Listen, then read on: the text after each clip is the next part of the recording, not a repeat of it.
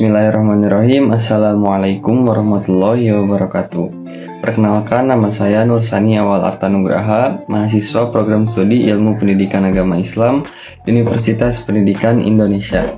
Di sini saya akan mereview buku yang telah saya baca yang berjudul Ibrahim Pernah Ateis. Buku ini adalah buku yang ditulis oleh Agus Mustafa. Beliau merupakan alumni Teknik Nuklir UGM dan penulis produktif, di mana setiap 3 bulan beliau selalu menerbitkan buku. Dan buku ini adalah serial ke-35 diskusi tasawuf modern. Langsung pada review buku. Pada halaman awal, penulis menjelaskan awal mula hingga berkembangnya ateis di dunia. Ateis sudah dikenal sekitar abad 5 sebelum Masehi, yang mana ateis berasal dari bahasa Yunani kuno, yakni atheos. A artinya tidak, theos Tuhan.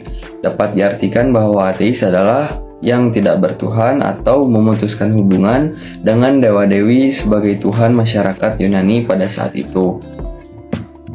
Nah, istilah ateis ini lebih populer di zaman awal perkembangan Kristen, yakni pada awal tahun Masehi, di mana terjadi benturan antara kepercayaan Yunani dan kepercayaan Romawi kuno yang beragama pagan dengan penyebar Kristen. Nah, istilah ateis ini mereka pakai untuk saling menyudutkan satu sama lain.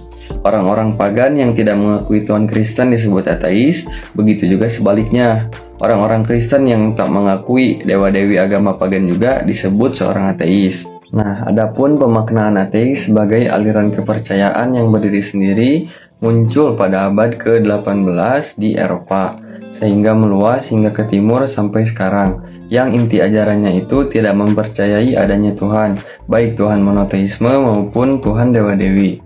Di kalangan ateis sendiri terbagi kepada 2 definisi. Yang pertama ada ateis praktis, yang kedua ada ateis teoritis. Ateis praktis adalah mereka yang belum mengenal Tuhan, tak sempat mengenal Tuhan, tak mau mengenal Tuhan, bahkan berpendapat bahwa Tuhan itu memang tidak ada.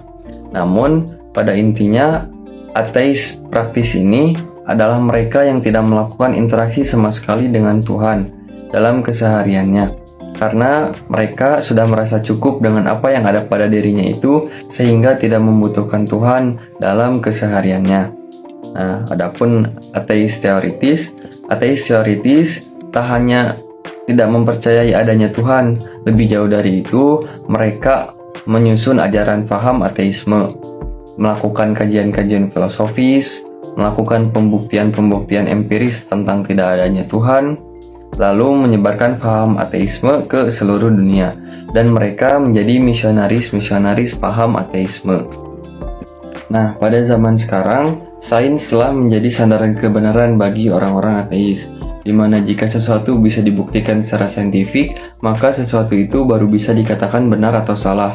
Namun sebaliknya, jika sesuatu itu tidak dapat dibuktikan secara saintifik, maka sesuatu itu dinyatakan tidak terbukti atau salah.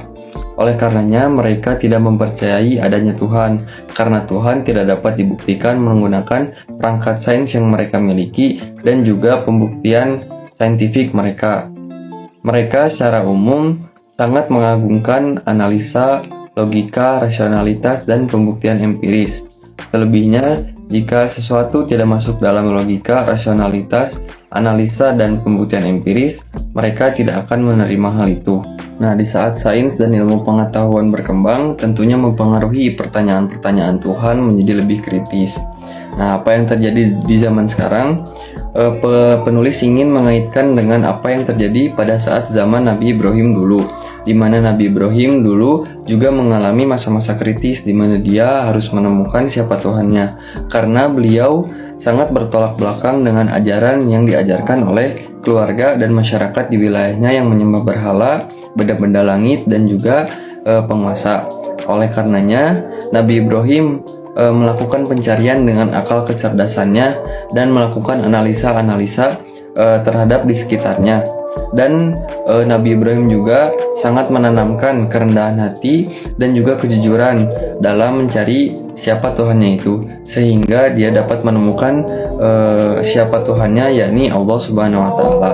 Nah, dapat kita ambil ibrah dalam pencarian Tuhan yang dilakukan oleh Nabi Ibrahim pada saat itu.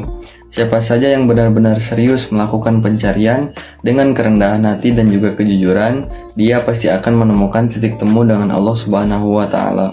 Namun sebaliknya, jika dia mencari Tuhan dengan ketinggian hati dan juga penuh intrik, dia hanya akan berputar-putar dalam kesesatan yang dibuat oleh dirinya sendiri.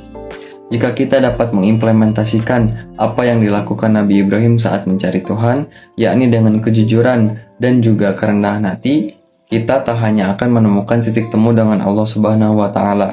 Lebih jauh dari itu, keraguan yang kita miliki akan menjadi keyakinan yang tak tergoyahkan, yakni proses keimanan yang sangat intens, dari ilmul yakin menjadi ainul yakin, sehingga menjadi haqqul yakin.